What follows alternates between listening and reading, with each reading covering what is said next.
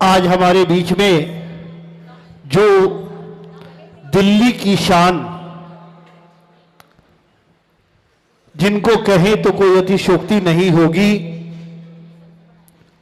उनके सानिध्य में जब हम आज ये रत्नत्रय विधान कर रहे हैं, निश्चित रूप से हमारा बहुत पुण्य उदय में आया है, तब हमें ये सौभाग्य प्राप्त हुआ है। मुझे एक छोटा सा प्रकरण याद आ रहा है। एक बार सूर्य अस्त के समय सूर्य ने कहा कि मैं तो अस्त हो रहा हूं, अब मेरे बाद मेरा काम कौन करेगा। सब जगह चिंता हो गई, लेकिन एक छोटा सा जुगनू आया और उसने कहा मैं हूं ना।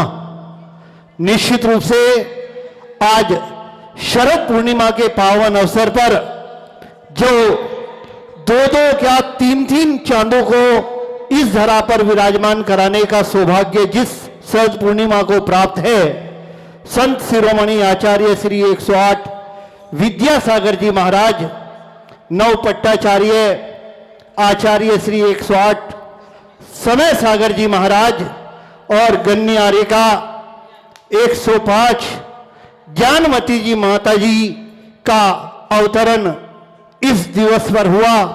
इसी पावन अवसर पर आज हम सबको जैन मिलन के सानिध्य में इस रत्नत्रय विधान को करने का सौभाग्य प्राप्त हो रहा है।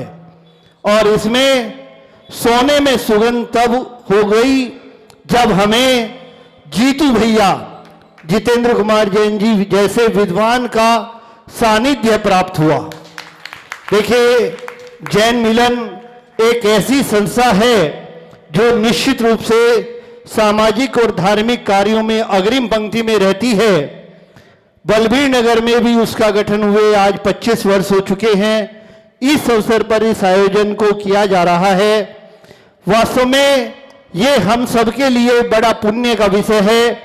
देखिए, जहां लोग बाग तरह तरह के आयोजन करते हैं, वहां इस संस्था ने सौभाग्य प्राप्त किया कि हम अपने 25 वर्ष पूरे होने के अवसर पर जो समाज ने एक भूमि क्रय करने का निर्णय लिया है, उसमें हम भी अपना एक योगदान दें। और मेरे ख्याल से कितने गज भूमि, 1 गज भूमि इस जैन मिलन ने उसमें अपनी नौछावर राशि भेंट की है। सबसे पहले देखिए, यह सबसे बड़े गर्व का विषय है कि जब चर्चा चल रही थी, उसी समय इस संस्था ने घोषणा की कि 1 गज भूमि हमारी तरफ से। और उसके उपरांत आज 25 वर्ष पूरे होने पर हम सब लोग इन्हीं के सानिध्य में संस्था के सभी सदस्यों के साथ रत्नत्रय विधान कर रहे हैं। और जैसा कि मैंने पूर्व में भी कहा है कि भैया जी का जो सानिध्य हमें प्राप्त हुआ है, निर्देशन प्राप्त हुआ है, निश्चित रूप से ये हमें लंबे समय तक याद रहेगा।